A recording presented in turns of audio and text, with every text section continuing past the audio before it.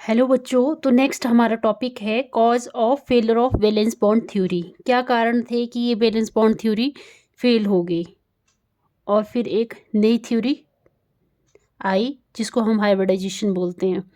ठीक है, तो हमने जितने भी कोवलेंट मॉलिक्यूल्स किए को स्टडी किया, तो वैलेंस बॉन्ड थ्योरी के अकॉर्डिंग उसमें क्या था, हाफ फील्ड ऑर्बिटल उसमें पार्टिसिपेट कर रहे थे और बॉन्ड की फॉर्मेशन हो रही थी।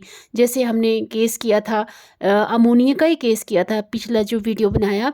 तो अमोनिया में जो अमोनिया, जैसे अमोनिया का जो हमने अमोनिया का एटॉमिक नंबर 7 होता है, इलेक्ट्रॉनिक कॉन्फ़िगरेशन 1s2 2p3 ये होती है। ठीक है, तो इसमें देखो जो p ऑर्बिटल था, p ऑर्बिटल में हाफ फील्ड एटॉमिक ऑर्बिटल थे और यहाँ पे 3 ही हाइड्रोजन एटम थे जो कि क्या थे, हाफ फील्ड थे और इनको अपोजिट स्पिन में लगाया था।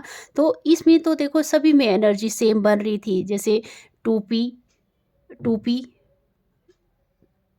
s 2ps 2ps ऐसे 2ps सभी में जो एनर्जी सेम थी।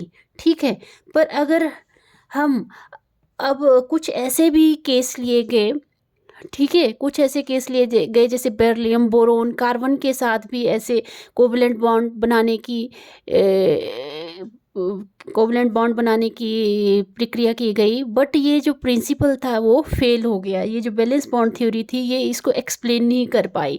जैसे कार्बन के केस में ही ले, कार्बन का एटॉमिक नंबर होता है 1 6 और इलेक्ट्रॉनिक कॉन्फ़िगरेशन होती है 1s2 2s2 2p2। ठीक है, electronic configuration 1s2 2s2 2p2।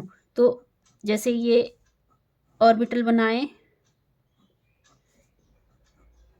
1s में 2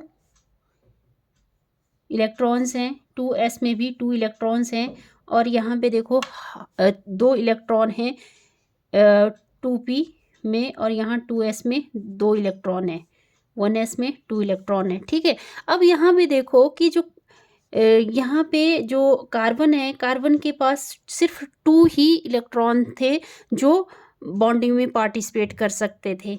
पर यहाँ अगर हम स्ट्रक्चर देखें मीथेन का, तो मीथेन का स्ट्रक्चर तो ऐसे बनता है। ठीक है, मीथेन का स्ट्रक्चर ऐसे बनता है। अगर यहाँ पे अगर हम हाइड्रोजन को, अगर हम यहाँ पे हाइड्रोजन का जैसे लिखते हैं तो ये तो सिर्फ 2 हाइड्रोजन को ही इसका ओवरलैप करके CH2 ही फॉर्म करेगा। तो इसके अकॉर्डिंग तो ये वैलेंस बॉन्ड थ्योरी गलत हो रही थी।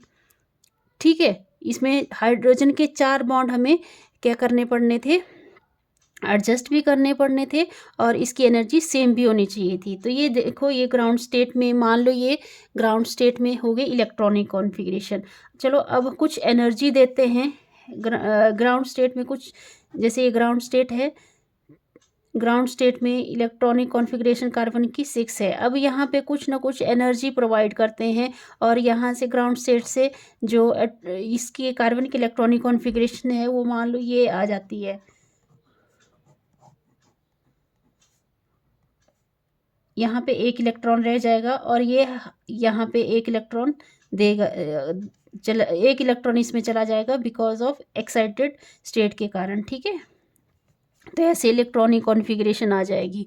ठीक है, अब ठीक है कि इसमें 4 इलेक्ट्रॉन हो गए, हाफ फील्ड भी हो जाएगा, हाफ फील्ड एटॉमिक ऑर्बिटल हो गया। ठीक है, और यहाँ पे देखो हाइड्रोजन हाइड्रोजन हाइड्रोजन हाइड्रोजन। ठीक है, यहाँ पे हाइड्रोजन का एटॉमिक नंबर पता है आपको, 1 होता है, इलेक्ट्रॉनिक कॉन्फ़िगरेशन 1 होती है और इसको अपोजिट स्पिन ऐसे लिखते हैं, इसको अपोजिट लिखते हैं इसके। ठीक है, मान हो, चलो ये हो गया इलेक्ट्रॉनिक, ये ओवरलैपिंग हो गई 2p में और ये 2s में, ये 2p में। ठीक है, ठीक है, ओवरलैपिंग भी मान लिया हो गई। अब देखो एनर्जी, जितने भी हमने ऑर्बिटल पढ़े, जैसे अमोनिया पढ़ा, फ्लोरीन, ऑक्सीजन, जितने भी पढ़े उसमें क्या हो रही थी, ओवरलैपिंग भी हो रही थी और उसमें जो एनर्जी थी वो सेम रह रही थी। बट अगर हम इस मीथेन की केस में देखें तो मीथेन में देखो यहाँ पे एक जो ओवरलैपिंग हो रही है ये 1s 1s 1s, तो ये इसकी जो ओवरलैपिंग हो रही थी वो हो रही थी 2s और s के बीच में, 2p और s के बीच में, 2p और s के बीच में, 2p और s के बीच में। ये तीनों की एनर्जी तो सेम आ रही थी, ठीक है, तीनों की एनर्जी सेम आ रही थी, पर जो फोर्थ था इसकी एनर्जी डिफरेंट आ रही थी, ठीक है, इसकी एनर्जी क्या आ रही थी, डिफरेंट आ रही थी। तो यहाँ पे अब देखो, जब जो कोवलेंट बॉन्ड थ्योरी के पोस्टुलेट थे उसमें बताया गया था कि एनर्जी विथ जो भी हाफ फील्ड ऑर्बिटल कंबाइन करके जो ऑर्बिटल की फॉर्मेशन करेंगे तो उसमें जो एनर्जी होगी वो सेम होगी, बट इसमें क्या आ रही थी, एनर्जी डिफरेंट आ रही थी। और बाद में भी जब स्टडी किया गया तो ये पाया गया कि ये जो 4 कार्बन एटम है, मतलब ये जो कार्बन एटम जो कोवलेंट बॉन्ड की पार्टिसिपेशन से बने, मतलब कोवलेंट बॉन्ड है इन सभी चारों कार्बन एटम में, तो इसमें क्या हुआ कि जितने भी कार्बन एटम थे तो मतलब 4 कार्बन एटम, एक कार्बन हाइड्रोजन के साथ बॉन्ड बना रहा था, एक कार्बन हाइड्रोजन के साथ बना रहा था और एक कार्बन हाइड्रोजन के साथ में, मतलब चार क्या बन रहे थे, CH बॉन्ड बन रहे थे। तो CH बॉन्ड जो बन रहे थे मीथेन में, तो ये जो मॉलिक्यूल्स है ये इक्विवेलेंट होने चाहिए थे। एक्सपेरिमेंटली ये प्रूव है कि ये सारे क्या है, इक्वली क्या है, इक्विवेलेंट है, मतलब सभी की एनर्जी क्या है, एक जैसी है, ठीक है, सभी की एनर्जी क्या है, एक जैसी है। पर ये वैलेंस बॉन्ड थ्योरी इसको एक्सप्लेन नहीं कर पाई, ठीक है। इसी प्रॉब्लम को सॉल्व करने के लिए फिर आना पड़ा हाइब्रिडाइजेशन थ्योरी को, ठीक है, हाइब्रिडाइजेशन आई इसकी वजह से, हाइब्रिडाइजेशन। तो ये टॉपिक हम नेक्स्ट क्लास में पढ़ेंगे। आई होप आपको ये समझ आ गया। अगर समझ आ गया तो प्लीज़ वीडियो को लाइक करें, शेयर करें और ज़्यादा से ज़्यादा सब्सक्राइब करें। Thank you.